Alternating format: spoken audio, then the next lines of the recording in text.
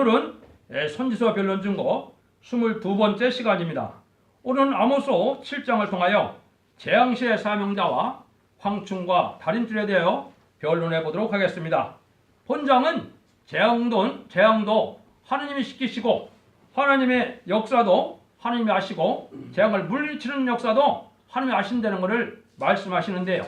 이 재앙이라는 말을 잘 우리가 알아들어야 합니다. 이 재앙은 뭐를 얘기하느냐면 마지막 때에 심판의 환란을 뜻한 겁니다. 심판의 환란이 올 때 하나님의 시대적인 사명자가 나타나서 적인 사명을 할 것을 말씀을 하셨거든요. 요거를 본격적으로 변론하기 전에 우리 주님께서 감람산에 올라가서 우리 제자들에게 이 마지막 때에 대한 징조를 말씀하셨죠. 그걸 잠깐 변론하고 요 말씀을 보도록 하겠습니다. 그것이 마태복음 24장 3절부터 나와 있거든요. 한번 제가 봉독해 올립니다. 예수께서 감람산 위에 앉으셨을 때 제자들이 종용이 와서 가로되 우리에게 이르소서 어느 때 이런 일이 있겠사오며 또 주의 임하심과 세상 끝에는 무슨 징조가 있사오리까? 예수께서 대답하여 가라사대 너희가 사람의 미혹을 받지 않도록 주의하라. 많은 사람이 내 이름으로 와서 이르되 나는 그리스도라 하여 많은 사람을 미혹해 하리라. 난리와 난리 소문을 듣겠으나 너희는 상가 두려워 말라. 이런 일이 있어야 하되 끝은 아직 아니리라. 민족이 민족을 나라가 나라를 대적하 일어나겠고 처치에 기근같이 지니으리니 이 모든 것이 자년의 시작이니라. 요 말씀은 여러분 아시는 것처럼 1세기에 주님께서 제자들을 데리고 감람산에 올라가실 때 재림에 대한 징조를 말씀하셨죠. 근데 그때가 되면은 무슨 일이 벌어지냐, 거짓 선지자가 먼저 나온다는 거죠. 그럼 저희가 말씀드린 것처럼 계시록 시대는 언제부터 계시록 시대냐? 1917년 볼셰비키 혁명에서 온 세상이 공산당이 등장함으로 많은 전쟁을 일으키는 역사가 이게 계시록 시대가 진행됐거든요. 그럼 예수님은 어떻게 이거를 말씀하시느냐? 20세기에 일어날 일들을 얘기한 겁니다. 제가 잠깐만 말씀을 드려보죠. 6절에 난리와 소문을 듣겠다 그랬죠? 여기 난리가 두 번 있는데 이건 1914년부터 1918년에 1차 세계대전을 뜻했고 이 두 번째 난리는 1939년부터 1945년까지 2차 세계대전을 뜻한 겁니다. 이런 일이 시작되는 것이 이 재난의 시작이고 세세 끝날의 징조다 이렇게 말씀하신 겁니다. 그 다음에는 7절에 민족의 민족을 그랬죠.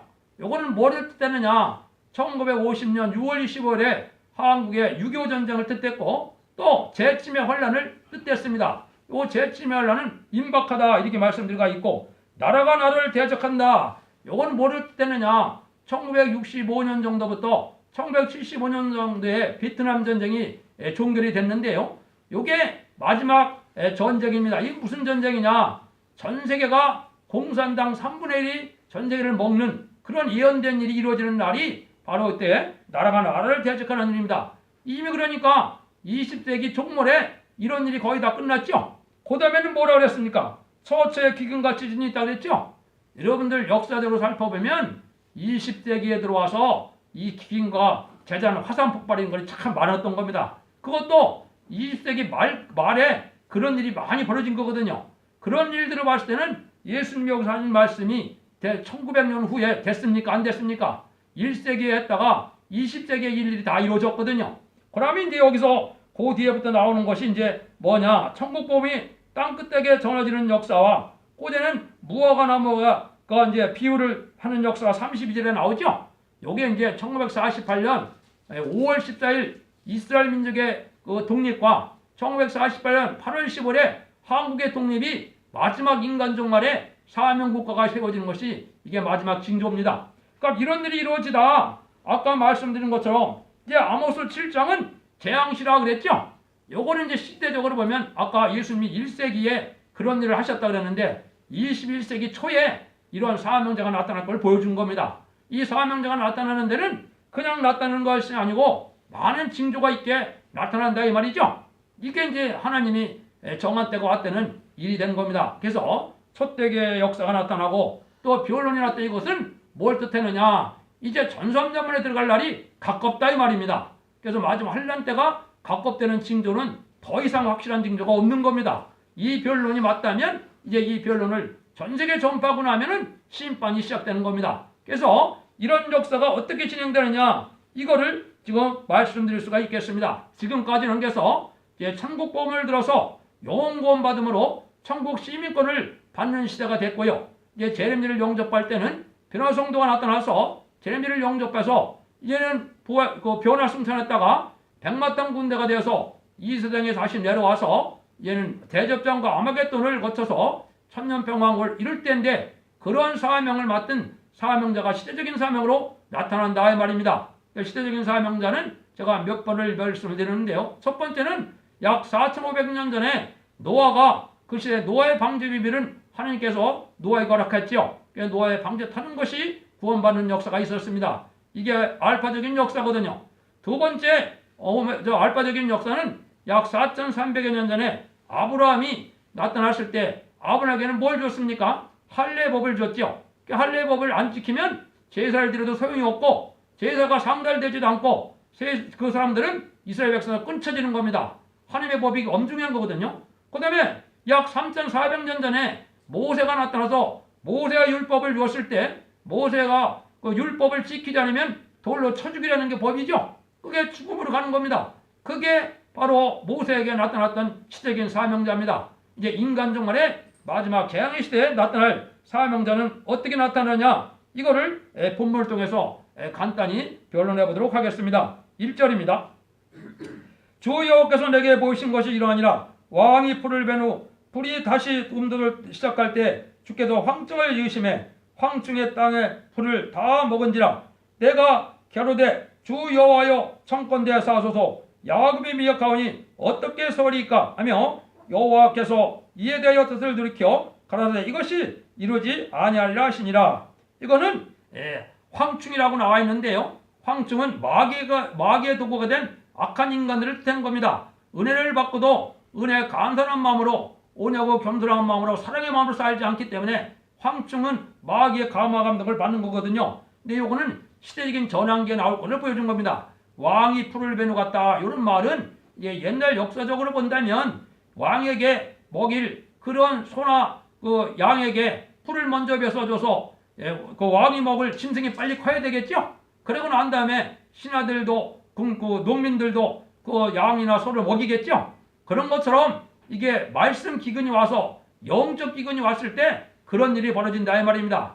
이게 시대적으로 보면 20세기 종말에 해당이 되겠고 이 구체적인 날짜는 21세기 초가 되겠습니다. 이럴 때 뭐가 나타나냐? 이제 달인줄이 나타난다 그랬죠? 달인줄에 황충이 나타난다 그랬죠? 그 황충이 나타날 때 악의들이 강해서 이거는 벽권 세력과 시대적인 사명자와 영적 대립을 뜻한 겁니다. 이게 피해를 당할 때 이게 강하게 역사를 하니까 이 야곱이 뭐라고 기도를 합니까? 여호와여 청컨대 사소서 야곱이 미약하니 어떻게 서리이까? 자기의 미약을 깨닫고 하느님 앞에 미약하니 어떻게 하느냐고 이렇게 부르짖죠.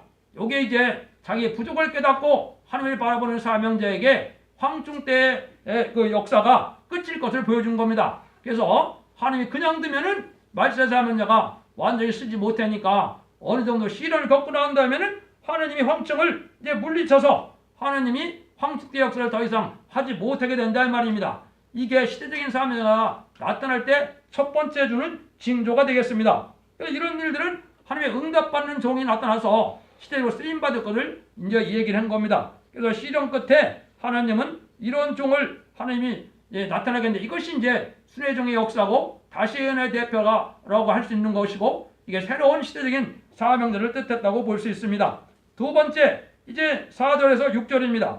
주 여호와께서 또 내게 보이신 것이 이러하니라. 주 여호와께서 명하여 불로 징벌하게 하시니 불이 큰 바다를 삼키고 육지까지 먹으려 하는지라. 이에 내가 가로되 주 여호와께서 청컨대 그치소서 야곱이 미약하니 어떻게 서리이까 하며 주 여호와께서 이에 대하여 뜻을 돌이켜 가라사대 이것이 또 이루지 아니하리라 하시니라. 요거는 바로 뭐냐? 1차적으로는 한국에 환란 재앙이 왔을 때 하나님이 환란을 막아주지 않으면 살아남을 자가 없는 그런 환란이 됩니다. 그렇게 하나님이 정한 때 환란을 막아주거든요. 막아주는데 누구의 기도를 듣습니까? 야곱이 미약하니 어떻게 하니까 또 부족을 깨닫는 종이 시대적인 사명자가 기도하니까 하나님이 그 기도 응답으로 환란을 이제 돌이킨다 이 말이죠. 화를 그치게 한다 이 말입니다. 이건 바로 뭐냐? 음란법에 사치타락하고 속화된 인간들, 또 용공협장하는 자들, 이런 우상숭배자, 이런 자들이 멸망하고 나면 하나님의 택한 종의 기도를 듣고 이제 그 환란을 막아주는 겁니다. 이게 또 2차적으로는 어떻게 되겠습니까? 3차 세계대전이 나서 3차 세계대전을 하나님이 또 막아주지 않으면 모든 인류가 다 전멸되는 그런 입장이 되거든요. 무기가 발달했기 때문에. 그러니까 하나님도 그때도 또 이제 이 대표적인 종의 그 기도를 듣고 그것도 적당한데 하나님이 환란을 막아준다 이 말입니다. 이렇게 해서 하나님의 역사가 진행되는 거거든요. 이것이 이제 진행되고 난 다음에는 하나님이 이제 마지막 징조로 해놓고는 절대적으로 하나님이 돌이키지 아니하는 그런 일이 벌어진다 이 말입니다. 이게 중요하겠죠. 이런 시대가 될 때가 지금 가까운 것이 점삼년반 시대가 되겠습니다. 그것이 7절부터 9절이죠. 7절부터 9절을 보겠습니다. 또 내게 보이신 것이 이러하니라. 다림줄을 띠고 쌓은 담 곁에 주께 손에 다림줄을 잡고 서셨더니 내게 이르시되 아모스에 네가 무엇을 보느냐? 내가 대답하되 다림줄이니이다. 주께서 가라사대 내가 다림줄을 내 백성 이스라엘 가운데 베풀고 다시는 용서치 아니하리니 이삭의 산당들이 황폐되며 아이스라엘 성소들이 해패될 것이라. 내가 일어나 칼로 여로보암의 집을 치리라 하시니라. 여기 이제 중요하거든요. 요거는 이제 시대적인 사명자가 전성전만에 돌입해서 전성전만 37개월 동안 이 다시안의 변론을 시작해서 14만 4천을 인치는 역사가 있고 난 다음에는 하느님이 더 이상 안 기다리고 심판을 내리겠다 이 말입니다. 그러면 5개월 황충의 날을 거쳐서 3차 세계전에 1차적인 심판이 진행되고 후 3년만에 대접제왕과 아마겟돈으로 세상을 심판해서 왕국권을 이루고 말겠다는 요 말씀입니다. 그러니까 이것이 임박할 때가 되니까 새로운 사명자가 등장해야 되겠죠. 그러니까 21세기 초에는 지금까지 이런 사명자가 예비되고 준비되는 기간입니다. 어느 누구도 아직 전삼년에 들어갈 만한 권세역사를 받지 못했거든요. 그것이 예비되는 기간이니까 이 말씀이 전하고 나면은 하나님이 말씀대로 인정해서 그런 일의 역사가 이루어진다 이 말입니다. 그러니까 이것이 이제 여기만 있으면 여러분들이 뭐 혼란을 겪을 수도 있겠지만 이 다림줄에 대한 부분은 여러 군데 말씀을 하셨습니다. 첫 번째, 스가랴 2장 1절에는 한 소년이 청정줄을 들고 예루살렘에 장과 광을 보러 간다 그랬거든요. 이거는 신앙이 잘못되어 있을 때, 신앙이 황폐되어서 신령한 교회가 없을 때 온 기독교를 진리의 다림줄로 청량을 한다 이 말입니다. 하나님의 역사가 본격적으로 이룬 것은 스가랴 4장 10절에 스룹바벨 같은 종이 나타나는데 하나님이 다림줄을 인정해서 그 종을 통하여 역사할 것을 얘기하셨거든요. 이것이 이제 하나님이 말씀의 권세를 허락한 종을 얘기한 겁니다. 그 말씀이 역사하면은 다림줄의 역사가 진행된다 이런 말씀이거든요. 또 이제 계시록 11장 1절에 보면 지지병에 같은 갈대를 가지고 다시안의 대표가 나타나서 첫 대기에서 변론을 하거든요. 그 변론 때 청량하는 역사가 진행되는데 거기에 청량에 합격한 자들은 복을 받고 새 시대에 가지만 거기에서 순종치 않거나 불합격하면은 하나님의 보호를 받지 못한다 이 말입니다. 그런 역사가 진행된 것을 여기 말씀하셨는데요. 그럼 그때 어떻게 되느냐? 이삭의 산당들이 황폐되며 이스라엘 성들이 해파된다 그랬죠? 이거는 각종 천주교가 됐건 기독교가 됐건 모든 종교들이 다 해파된다 이 말입니다. 뭐 2700년 전에 얘기를 했으니까 교회라고 표현할 수는 없겠죠. 이것이 이제 그런 역사를 뜻한 겁니다. 모든 이방 종교도 끝이 나는 거고 기독교에서도 정통을 따지는 것이 아니고 정로에 들어간 교회에는 남은 교회가 나올 수가 없는 겁니다. 여기에 순종함으로 알곡만 보이는 교회가 이게 첫대기의 역사고 이게 심판의 역사라 그걸 뜻한 것입니다. 그런데 여기 이제 10절에서 15절에 보면 교권적인 싸움이 벌어질 것을 이제 보여준 겁니다. 여러분들이 이걸 잘 분별해야 됩니다. 한번 보시죠. 10절에서 15절입니다. 때 베델의 제사장 아마샤가 이스라엘 왕 여로보암에게 기발하여 가로되 이스라엘 족속 중에 아모스가 왕을 모반하나니 그 모든 말을 이 땅이 견딜 수가 없나이다. 아모스가 말하기를 여로보암은 칼에 죽겠고 이스라엘은 정정들을 잡혀 그 땅에서 떠나겠다나이다 하고 아메사가 또 아모스에게 이르되 선견자야 너는 유다 땅으로 도망하여 가서 거기서 떡을 먹으며 거기서 예언하고 다시는 베델에서 예언하지 말라. 이는 왕의 성소요 왕의 국임이니라. 아모스가 아모스에게 가로되 나는 선지자가 아니며 선지자들도 아니오 나는 목자여 뽕나무를 재배하는 자로 자로서 양떼를 따를 때 여호와께서 나를 데려다가 내게 이르기를 가서 내 백성 이스라엘에게 예언하리라 하셨나니 일어났죠. 요게 이제 베델의 제사장이 누굽니까? 아마샤죠. 요 베델은 지금 옛날에 어떻게 했습니까? 금송아지를 섬기는 일로 타락을 했죠. 이게 현재 교회가 이게 물질 만능으로 해주는 그런 교회를 뜻했습니다. 아마사는 뭡니까? 아마사는 정상적으로 선지자교를 나온 선지자거든요. 그 당시에 교권에서 교권 인정하는 선지자죠. 근데 이 선지자가 오히려 거짓 선지자가 된 겁니다. 이 아모스가 일어나는 것을 다 이걸 싫다고 배반을 하죠.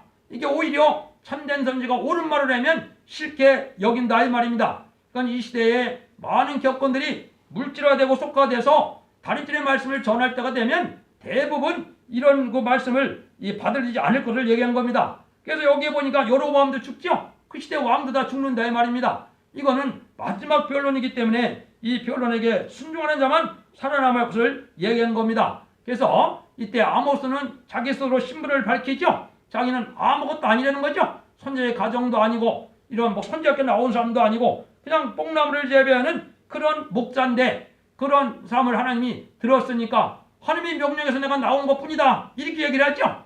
이게 이제 이 시대에 아모스 같은 종이 나올 걸 얘기한 겁니다. 이게 이제 이사야 28장 11절에는 그걸 갖다가 생소한 이들이라 그런 겁니다. 인간 세상의 기억에서 뻔듯한 그런 박사에게 받은 자도 아니고 총회장 노릇하는 자도 아니고 이런 자가 아닌 자가 하나님의 들었으임을 받을 걸 보여준 겁니다. 그래서 농촌에 아모스 같은 청년이 이 말씀을 할 때 이것을 받아들이지 않을 걸 얘기한 겁니다. 이 시대에 진리 앞에 순종해야 되고 북방공산당과 용공협상하면 망한다 그러면 다 싫어하죠. 그런 정권이 망한다 이 말입니다. 이게 옛날에도 있었던 것처럼 오메가적인 역사도 그런 일이 되는 겁니다. 그래서 이 베델의 제사장은 말기에는 자칭 유대인이라고 그랬는데 자칭 유대인은 하나님이 마귀 세력으로 활용해서 거짓 선지 교권을 얘기한 겁니다. 그래서 물질적으로 자기 욕망이나 채우고 자기 의심 명예나 얻어보려는 이런 교권주의자들은 마귀가 어렵돼서 자칭 유대인이 마귀 단체가 됐다 이 말입니다. 여러분들 이건 우리가 비판하게 사는 말씀이 아닙니다. 성령 원리가 그렇고 성령 말씀이 그렇거든요. 여러분들이 이걸 잘 분별해서 참된 신앙의 정도가 어딘가를 깨닫고 진리에 순종해서 복받는 것이 아주 절실한 때가 된 겁니다. 꼼꼼다 마음을 보시죠. 16절 17절입니다. 이제 너는 여호와의 말씀을 들을지니라 네가 이르기를 이스라엘에 대하여 예언하지 말며 이삭의 집을 향하여 경계하지 말라 하므로 여호와께서 말씀하시를 네 아내는 성읍 중에서 창기가 될 것이요 네 자녀들은 칼에 엎드려지며 네 땅은 줄띠어 나눌 것이며 너는 더러운 땅에서 죽을 것이요 이스라엘은 정령 사로잡혀 그 본데서 떠나리라 하셨느니라.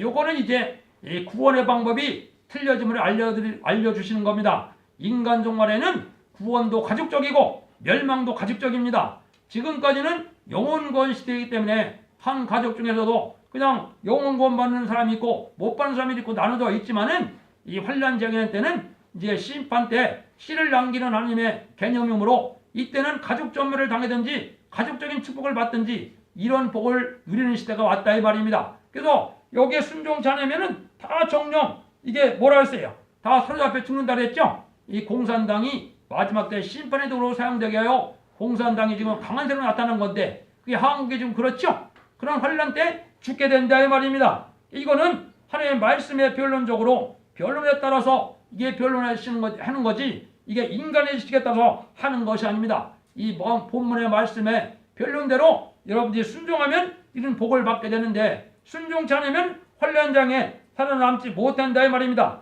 그런데 참전동 아모스는 어떻게 됩니까? 가감하지 말고 성경 본문 그대로를 전하라 이 말입니다. 여기에 인간의 지식이 첨가될 것도 없고 학설이 첨가될 이유도 없고 하나님의 말씀을 그대로 전파하면 하나님은 그대로 역사하겠다는 것이 하나님의 맹세된 약속입니다. 그래서 하나님은 이게 사정이 없는 심판도 말씀대로 오게 되고 환란도 말씀대로 오고 환란을 물리치는 것도 말씀대로 환란이 오는데 그 말씀의 중심에는 다림질을 진 종이 있다 이 말입니다. 다림질을 진 종이 시대적인 사명자를 뜻했는데 거기에 순종하는 자들에게는 절대적인 보호 역사가 있어서 복받을 것을 얘기한 것입니다. 그래서 여러분들이 이 말씀을 듣고 잘 분별하고 성령님께 도움을 청해서 하나님의 말씀을 바로 깨달음으로 성령의 인도를 받고 천사의 보호를 받아서 환란과 재난 안에 살아남는 복된 종들이 되시고 재림지를 영접하는 영광스러운 종들이 되기를 예수님으로 간절히 축원드립니다. 아멘.